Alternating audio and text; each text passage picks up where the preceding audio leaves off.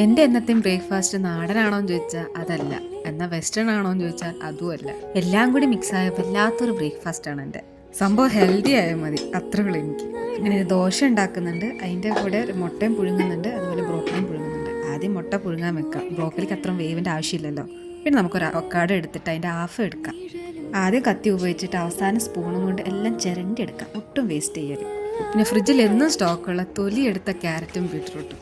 ഇതെൻ്റെ ബ്രേക്ക്ഫാസ്റ്റ് ഞാൻ ഏതെങ്കിലും രീതിയിലും എൻ്റെ വയറ്റിലെത്തിക്കും. പിന്നെ കുറച്ച് ഉള്ളിയും ഉപ്പും കുരുമുളകും ഇട്ടിട്ട് ഒന്ന് ഇളക്കിയെടുക്കാം. സ്പൂണും കൊണ്ട് മാത്രം ഇളക്കിയാൽ എനിക്ക് സമാധാനം വരില്ല കേട്ടോ.